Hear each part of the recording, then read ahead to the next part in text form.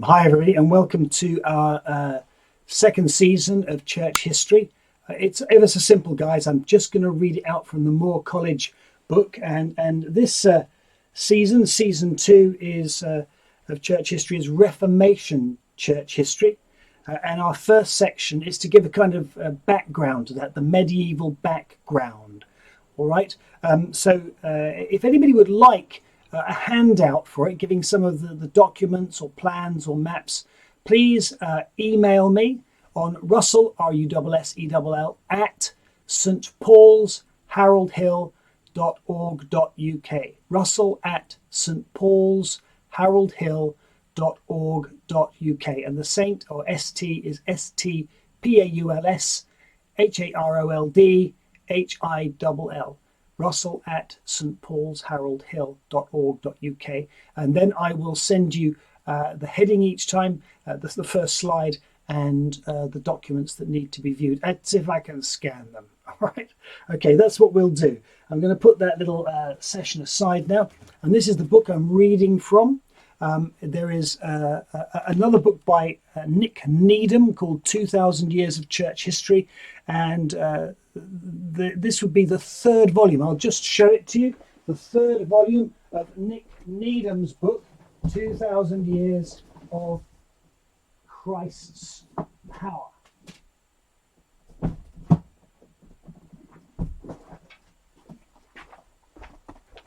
That's it, Renaissance and Reformation. It's a series of 4. And if you've got some money or a birthday present or a voucher, I recommend you get all 4. They are so easy to read, and I tell you, they give detail that helps somebody like me. So I tell you, anybody could read it then. He even pronounces out difficult words. Now, what I'm going to do is just have from this book the preface. There's things I would have done, but it's written out here for me to read to you. Is why study church history? Well, we've looked at that before, and these guys give 7 reasons why we should study church history. And the first is that no Bible study or theology is ever done in a vacuum. We always have to take into account the culture, the age, the time, not only of the study itself, but how it relates to us and ours. I just read a book recently which talked about chrono snobs or time snobs, because of a guy called Hegel, who wrote a philosophy that humankind, without God, is always progressing. Tell that to those who suffered under the Nazis. Tell that to those who suffered under the Stalin. The point is that we aren't always progressing. We just go through the same muck-ups in a different way. So let's not be time snobs and think that our age is the best age. Let's learn from other ages in the past about how to apply Christ in our context and in our time truthfully. Okay, so no Bible study or theology is ever done in a vacuum. The proper context of such study of church history is in the community of God's people. So the study of God's word itself, the Bible, is a community activity and is best done in conversations with others who are committed to the God of Scripture and his truth as revealed in Scripture. So the study of church history is just such a conversation. How did the Bible affect people in church history so that it changed their lives and outlook and their thinking? And that's the same sort of thing we'll be discussing kind of with the people in their own context. The struggle for the truth of the gospel is always in the face of an influential world, and it's an old struggle. Whatever our context, every context has an opposition to the Bible, to Bible morality, Bible faith, and every single context, we're always going to face some opposition. I've just read a book which was recommended to me by my associate Martin, and it's called That Hideous Strength by Melvin Tinker. And it looks, to all intents and purposes, as if the culture we have got is going to wipe out Christianity. Church history shows us that people in other ages have faced things that looked like they would wipe out Christianity. They're not there anymore. And this one too will, after a struggle, be defeated if we stand up as other people have done in the past. Our present, today, makes sense against the backdrop of the past that shaped it. So you can't measure, even if you're a time snob, how good this age is or how bad without looking at other ages in the past. The errors of the past keep re-emerging in only slightly different apparel. They dress up differently, but it's the same things. So early Christians would identify the Jehovah's Witnesses, for example, with some of the early heresies that were hammered out through discussion and which early Christians practiced. They would say that they have hammered it out. The other thing is that church history forces us to face the truth about ourselves and our age. It always does that too. Church history can and should teach us humility. As a friend of mine who once said, who's gone to glory now, said, there's a new batch of fools born every generation. We still need to teach the same stuff, and we still need to learn humility, particularly within the church. And frankly, I find history fun. I know some of you who are looking at church history have found it fun as well. Dates may confuse you, but you can always go to books for that. And it's really interesting. Some of the characters in Reformation history are absolutely fascinating. The Reformation itself and its importance, it severely, thoroughly, comprehensively changed European society. It changed our values, it changed our commerce, it changed our moral, our conduct, and radical changes were made because of people applying the Bible in their own age. It was very interesting in that it started probably around about 1453 with the demise of the 1100-year-old Byzantine Empire, centered on Constantinople, now called Istanbul, when the Muslims invaded and finally destroyed that empire after 1100 years of Christianity, what was called the Eastern Roman Empire. We learned that in early church history. And because of that, monks, religious people, and Christians fled west, bringing with them old documents written in Greek that the Latin world had never seen, and a new look at the Bible. So that was brought to scholars. Scholars looked at it and were moved by the newly received old Greek language documents of the Bible. So a great movement in history changed our society in the West. And as a book I read about a man who visited China, Chinese philosophers have identified that the West's big success story is not its tanks, its commerce, not its political system, not its financial systems, nor its military. It is its Christian philosophy. And I want to say it's really worth looking at this Reformation history because we are radically and drastically and rapidly losing that Christian culture which has benefited us forever. There are other books I would recommend that are not so hard to read.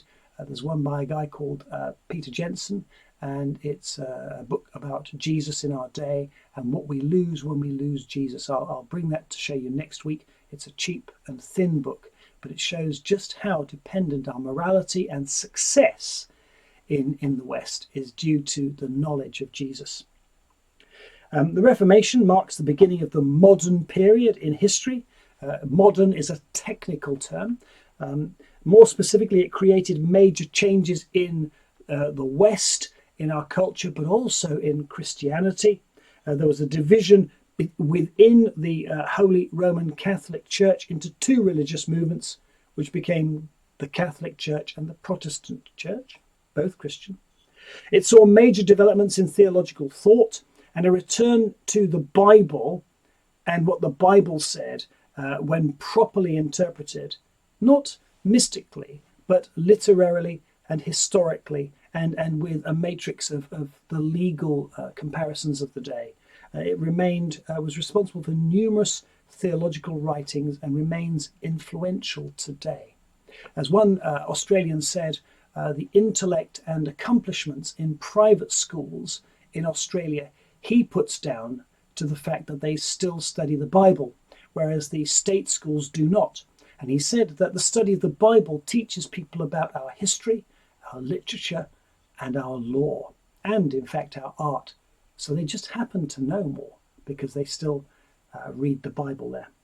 Now, the study of the Reformation and its importance provides us with examples of how the great doctrines, the great teachings about Scripture, influenced not only the life of the church, but also of the state, the culture, at a particular time in history.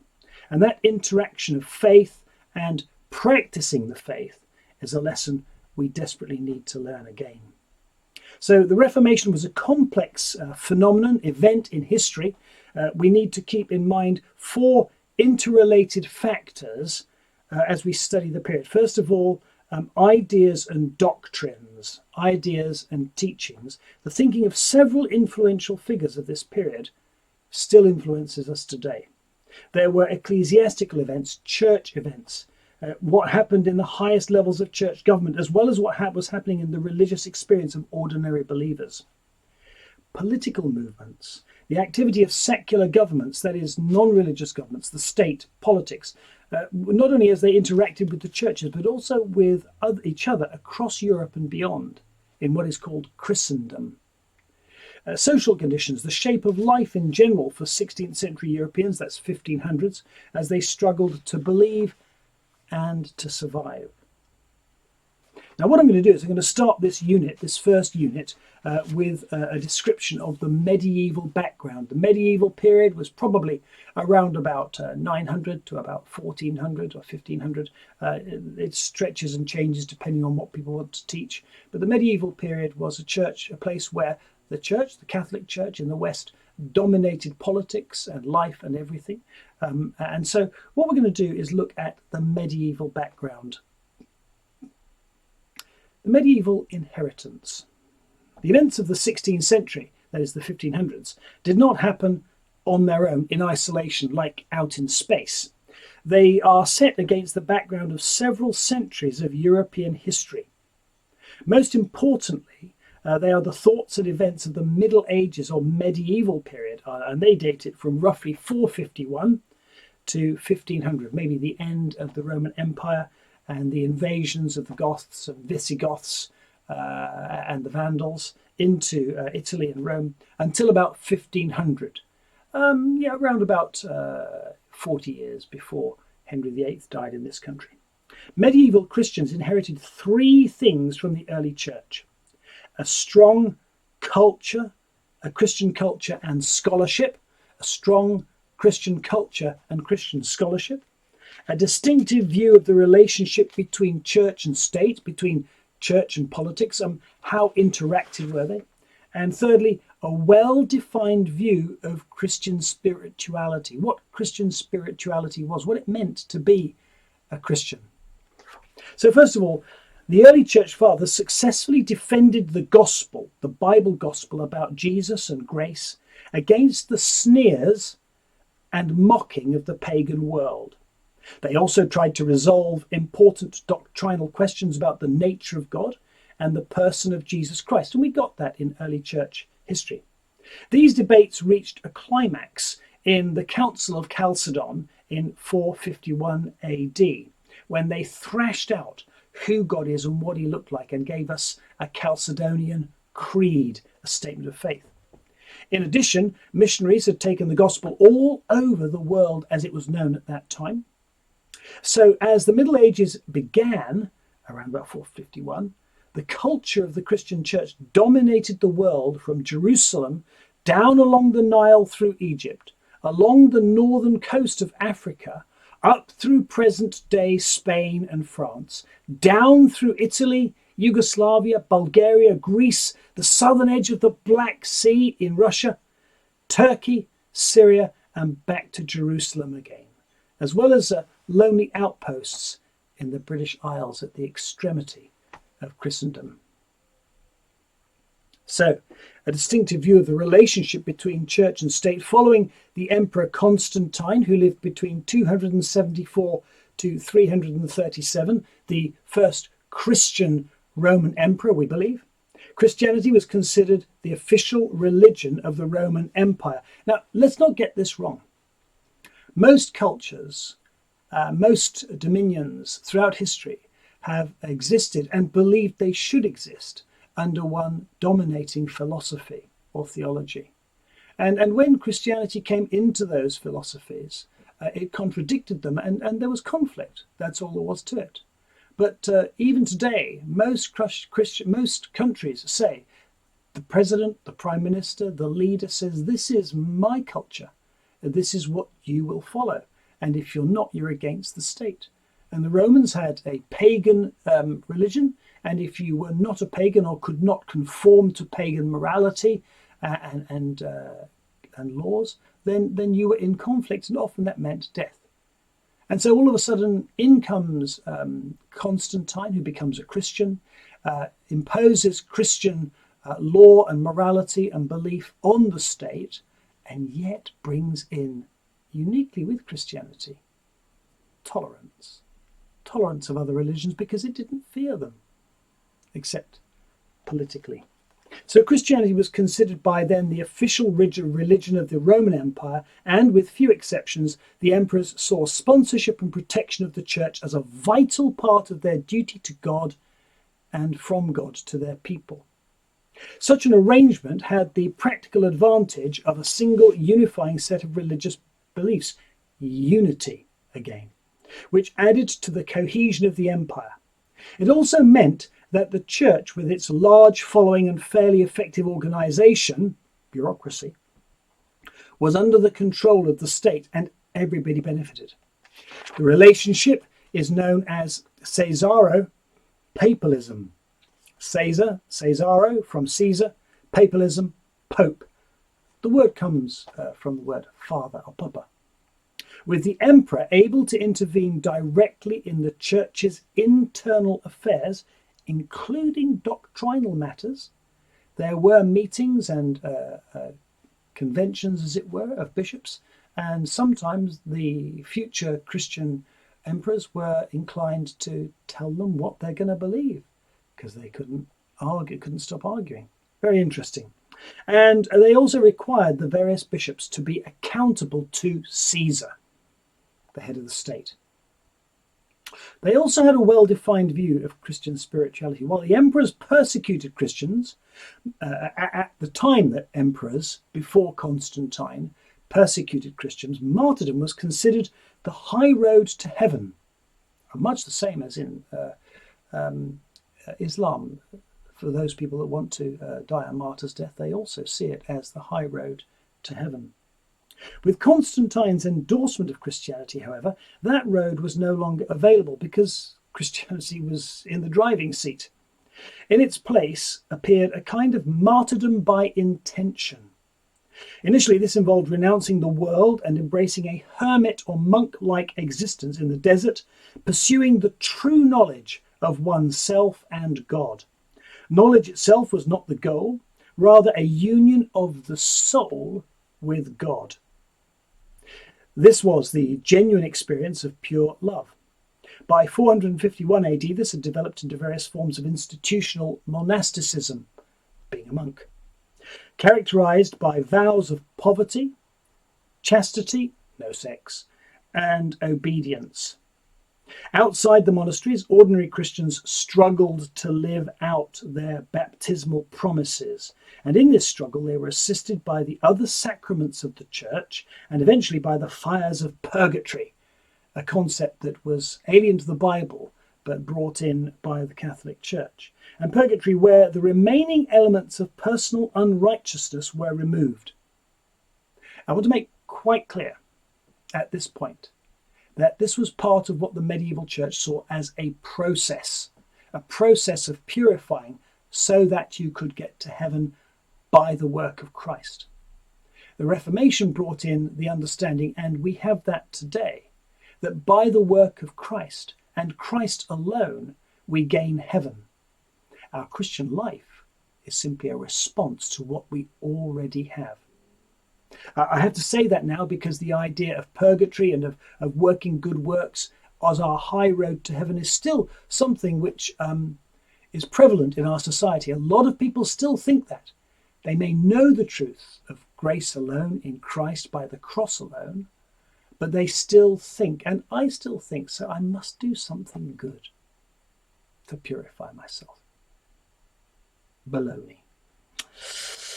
So what we end up with is only after purgatory, they thought, could the ordinary Christian also enjoy the final union of the soul with God.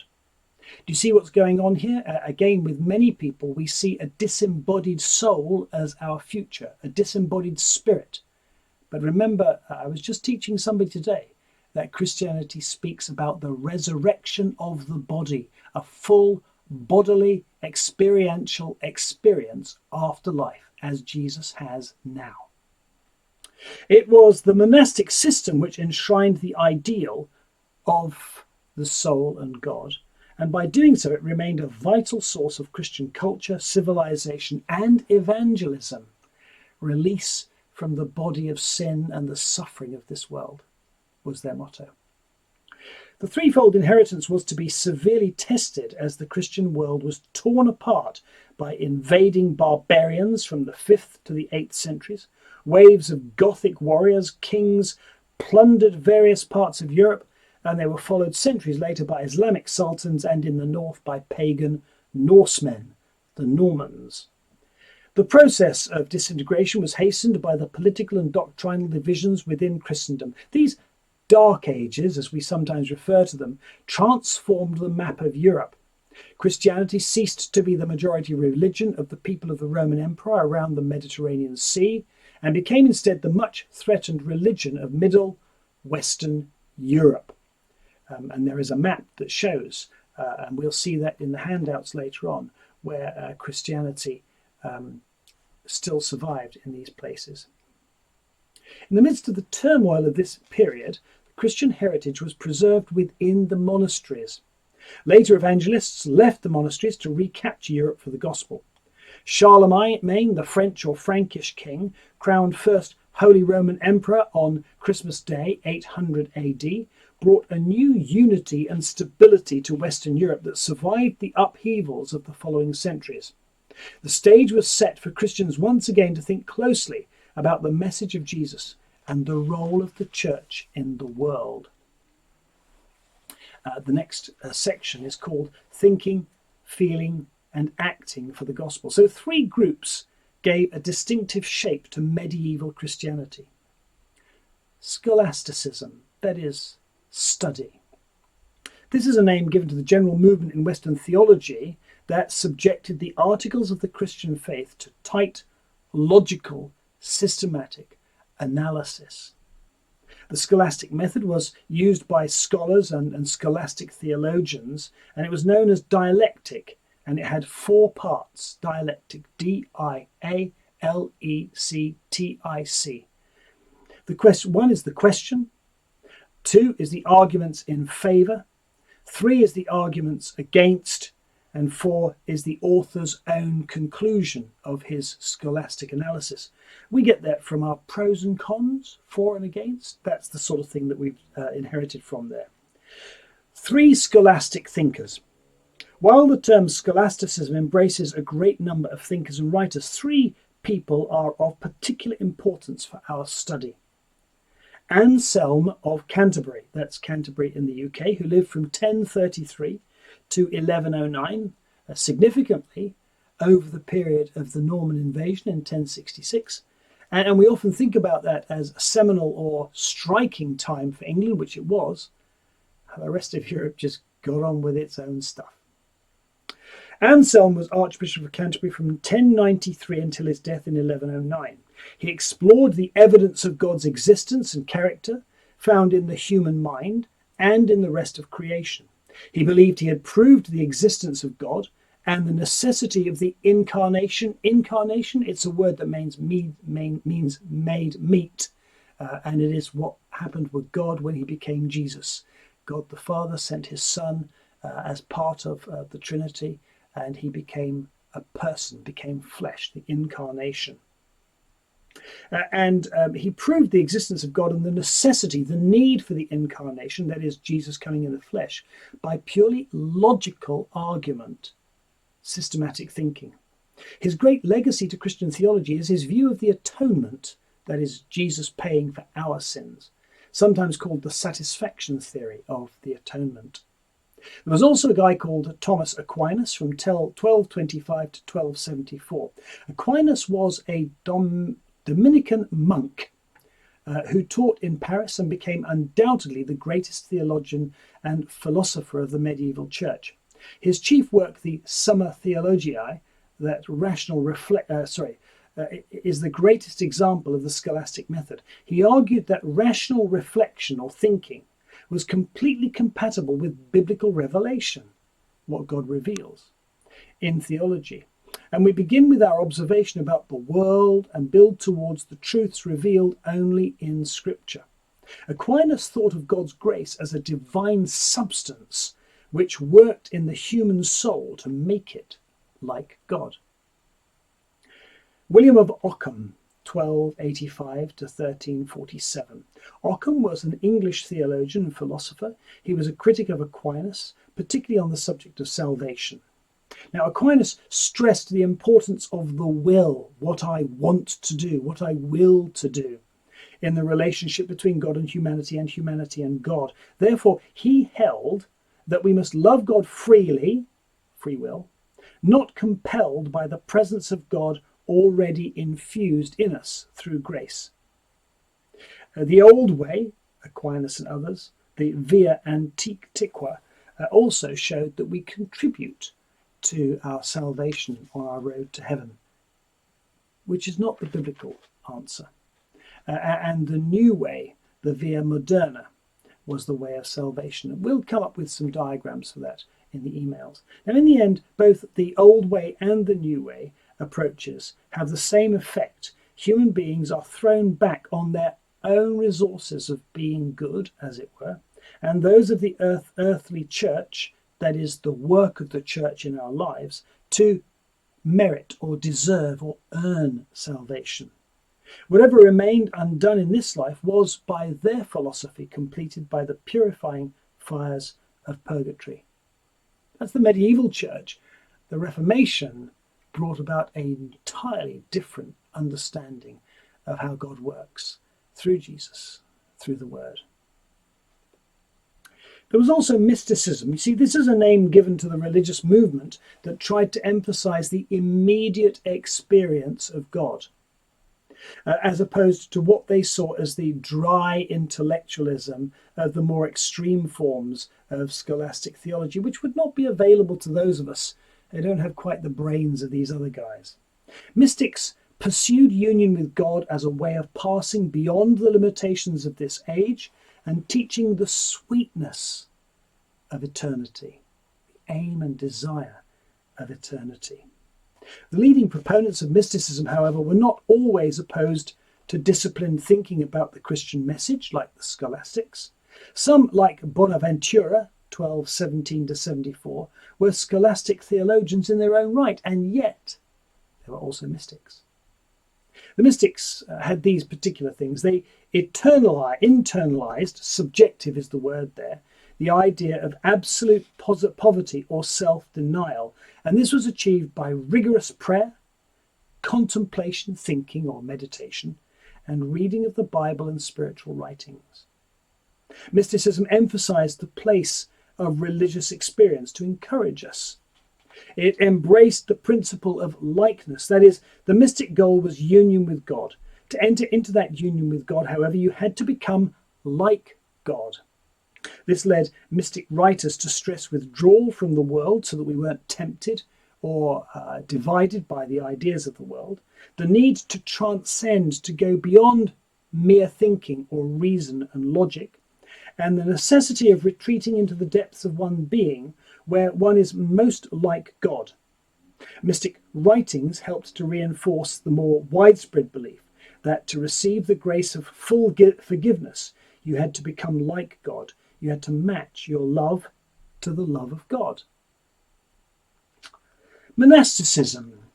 If scholasticism, that is studying, put the emphasis on thinking through the Christian message, and mysticism on experiencing its ultimate goal of being like God now, the continuing monastic tradition emphasized in a physical way the Christian truths of poverty and sacrificial service in the cause of Christ. All the same, monasticism had its problems. Its success in rehabilitating the church and making it more humble, more gracious, and in acting as the civilizing and administrative brains behind the resurgence of Western political strength. Monasticism brought worldly power and wealth to the monasteries. Danger signs. In turn, the monasteries tended to corrupt the ancient monastic ideal of poverty and even chastity and obedience. As a result, various reform movements sprang up in monasticism seeking a return to its original ideals of poverty, humility, service, study of the scriptures, rather than dominating the area financially, economically, and politically. Some were reaffirmations of older rules given by their fathers, like Augustine, while other movements were brand new. Luther belonged to a reformed branch of the Augustinian monks before his break with Rome. There were also lay attempts to overcome the gap between ideal and performance in the Christian life, what we idealize and would love to do, and actually what really happens in real life. The modern devotion movement, founded by Gerhard Groot, 1340 to 84, attracted large numbers of ordinary believers to its ascetic, that self-denying, lifestyle in the late 14th and 15th century. They avoided formal vows, but freely lived together in a common life with a serious commitment to poverty, chastity, and obedience to the scriptures, and obedience to the abbot. Here was an attempt to keep religion simple, devout, and charitable.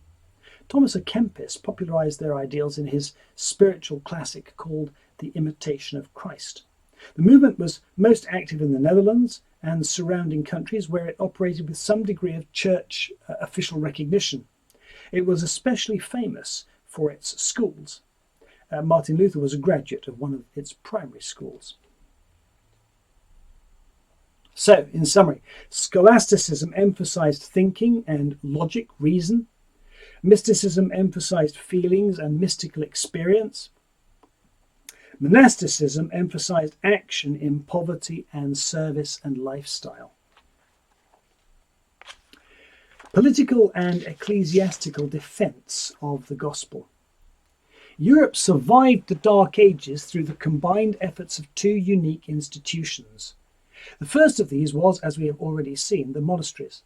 The monasteries preserved Christian Western civilization and re-evangelized the formerly Christian areas which had been taken over again by paganism. They also made up the administrative and scholarly backbone of the Holy Roman Empire. The church that survived was to flourish in the centuries ahead and played a critical role in Western Christian society. Precisely because of this role, questions were eventually raised about its relationship to the secular government. Before long, some would try to assert that it was a branch of the secular government, church and government together. A bit like we have in the Church of England. We have in the House of Lords the Lords spiritual and the Lords secular. We have many bishops still sit in the House of Lords as part of our government. The other institution that enabled Europe to survive the Dark Ages was the feudal system. This socio-political system so organized society that kings, especially the kings of France, could field and maintain great armies to protect against other invasions. With the discovery of the stirrup, which I think was around about 900 in this country and rediscovered from early Eastern stuff in around about 400 BC, I believe, a radical scientific and development in warfare and in horse riding. So with the discovery of the stirrup and the greater stability it afforded for the horseman, the centerpiece of the royal armies became the armed horseman. This greater military prowess, fashioned into a fighting force by the loyalties which were the fabric of the feudal system, enabled the European rulers to halt the Islamic invasion of Western Europe at Lyon in France. Not so far away, guys. Monarchical papalism and civil government.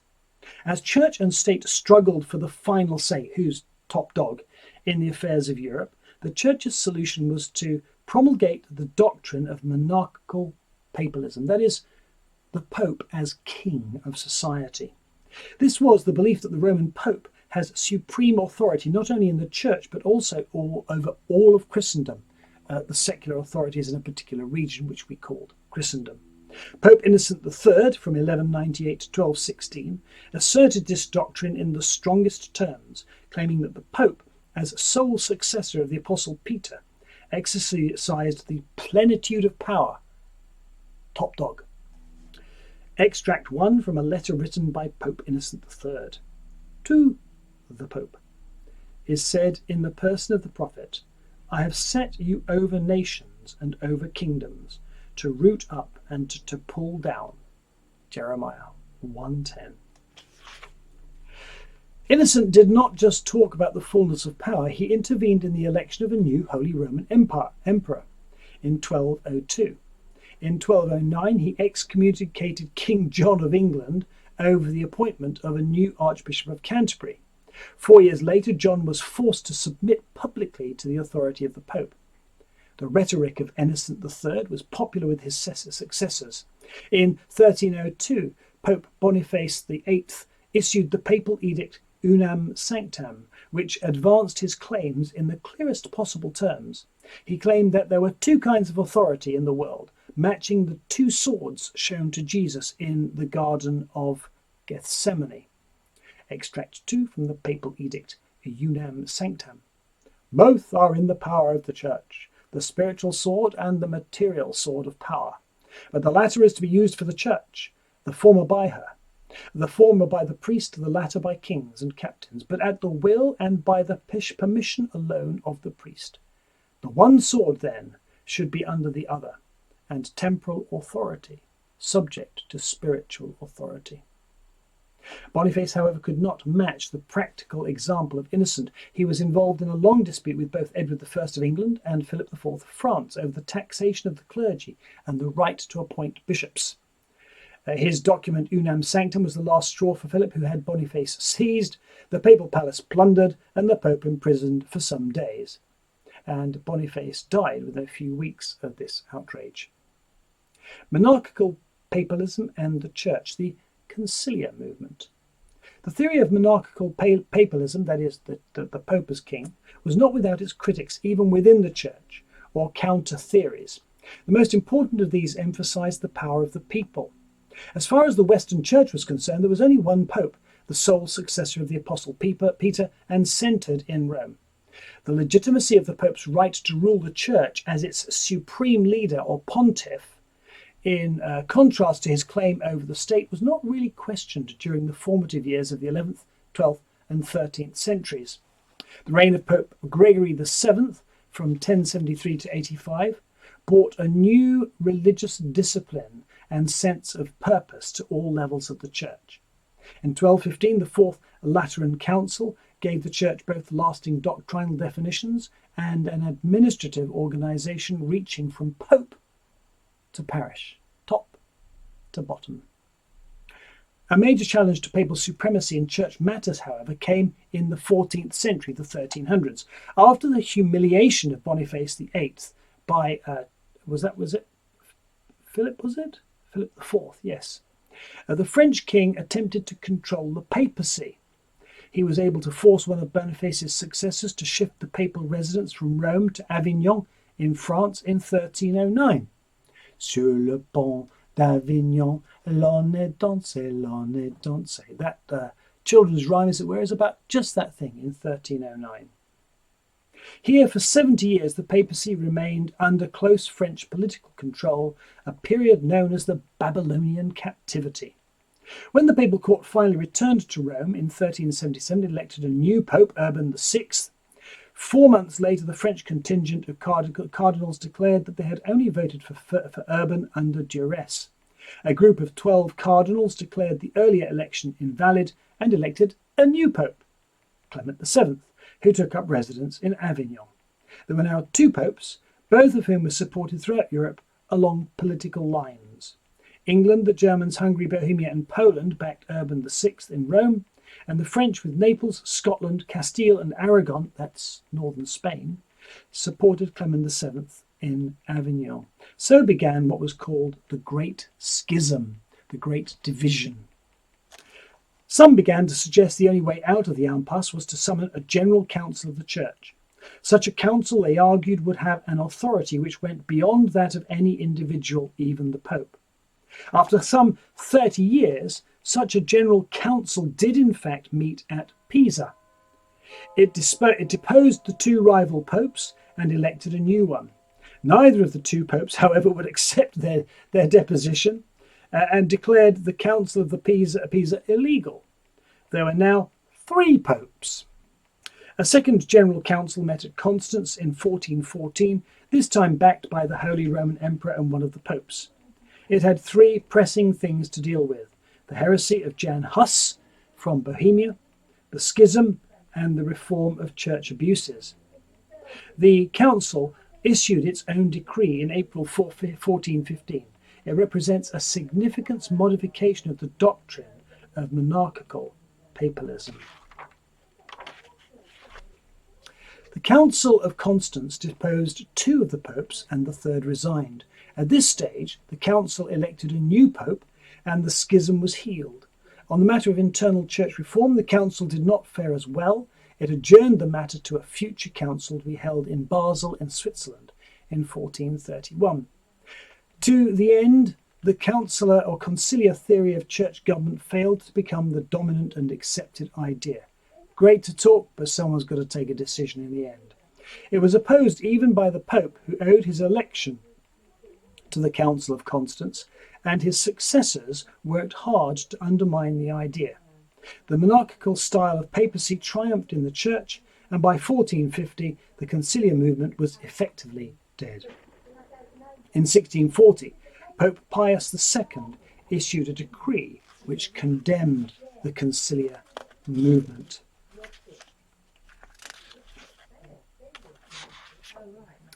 So on the eve of the Reformation, which comes from our word reform, the century immediately before the Reformation set the scene for it in a number of ways.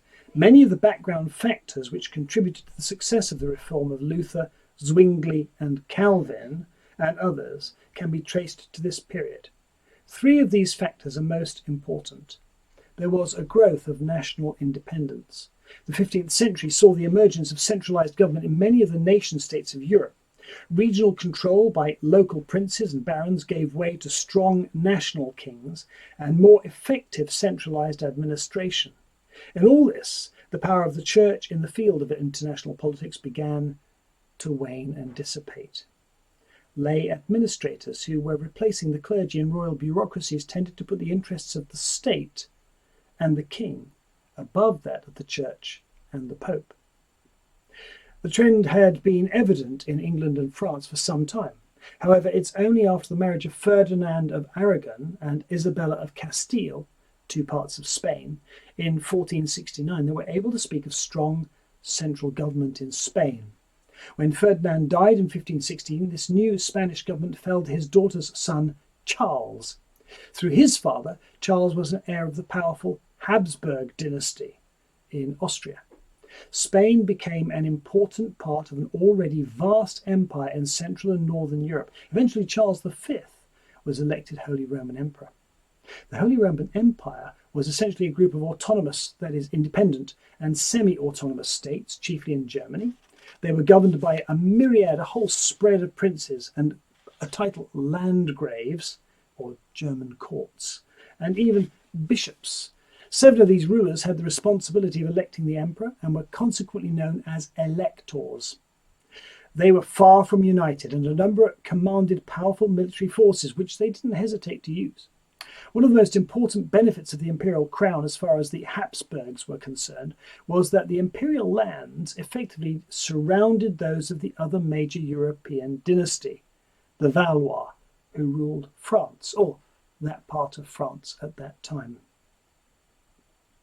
The political situation affected the Reformation in 3 ways, and this is vital to understand. When an obscure monk called Martin Luther, in a medium-sized German state called Saxony, defied the Pope with the backing of his local secular ruler, the emperor could only act slowly to prosecute this heretic. He was busy in the west balancing power with the Valois king of France and administering the expanded Spanish Empire, and in the east repelling the invasion of Islamic armies, which got as far as in Austria, the capital of Austria. What's that? Can't remember. Vienna. He was in effect kept from a full onslaught on the Protestant movement for more than 35 years by the grace of God. So in the struggle between central and regional rulers, religion came to play an important role. It could provide a focus for regional dissent. So in some German states, Protestantism, with its rejection of Roman Christendom, provided a way of asserting regional interests against those of the Catholic emperor and Catholic kings. In France, a large group of nobles embraced Calvinism, that's a type of Protestantism, as part of their struggle against royal political consolidation. Protestantism, however, was not always the winner in this political struggle. In England, where the king was the Protestant and the northern nobles mainly Catholic, the spread of the Reformation faith in the northern areas was retarded, slowed down for more than 70 years. The papacy suffered a major loss of power in the face of the growing nationalism in the 15th century, and in 1438 the King of France persuaded the clergy to adopt the pragmatic sanction of Bourges, which deprived the Pope of traditional rights of appointment, jurisdiction and taxation, and recognised the supremacy of general church councils over the Pope. This last provision was removed in 1516 after papal negotiations, but in exchange the Pope had to grant the king the right to nominate candidates for the top 600 church offices in the land. The French church now had the right to elect its own clergy, and appeals from French church courts to the papal courts in Rome were restricted. All this was done even though France remained resolutely Catholic. In mostly Catholic Spain, the church came under even more secular political dominion. From 1486, in a series of concessions, Ferdinand and Isabella gained the right both to fill important church positions in Spain, because it was part of the political setup, and to forbid appeals beyond Spanish courts to Rome. They could prevent publication of papal bulls, that is, declarations on what you should do, or decrees. They could impose new taxes on clergy and set up their own inquisition to purge the church of both abuses and heretics, Spanish Inquisition. Although the Spanish monarchy was unquestionably Catholic, the papal church in their country was under effective secular control as early as 1486. In England, the major gains were made in the 14th century when legal appeals between England to Rome and the Pope's right to appoint the senior clerics were severely restricted by various acts of Parliament, especially the Statutes of Praemunire, 1353 and 1393, meaning that you could not seek the authority of somebody outside the country, who ruled outside the country, over the king. The king was the ultimate. The actions of Henry VIII in the 1530s to curtail further papal power over the church were not only all that radical against the standard already set by his French and Spanish counterparts, but with the Reformation faith of Martin Luther in the air, Henry's moves took on a new importance. On a similar scale, in the politically autonomous city-states of South Germany and Switzerland, the city councils progressively whittled away at the traditional privileges of the clergy, including their immunity from civil prosecution. A great opportunity. We're going to be looking at the growth of population, money and books. We're going to look at religious growth and unease in Christendom. And then we're going to move on to our next chapter, which is about the man called Martin Luther. Do by all means read a potted biography of him before we get there. But we'll be looking at growth of population, money and books. We're going to look at religious growth and unease. And then we're going to look at Martin Luther. Remember that church history, as we say, is not done in a vacuum. And this was all about changes to a church system which influenced politics, land, economics, everything really, and was then taken over by the state. And the state started to control those things. And now we're going to look at a Reformation under the abuses of the church, which then went back to what does the Bible actually say? And so many things which transformed our culture and which is the basis of our culture today, which is being thrown out as old-fashioned, and yet it is still very relevant as we lose the values of Christ and become again a pagan world. Look forward to seeing you next week. See you later. Bye-bye.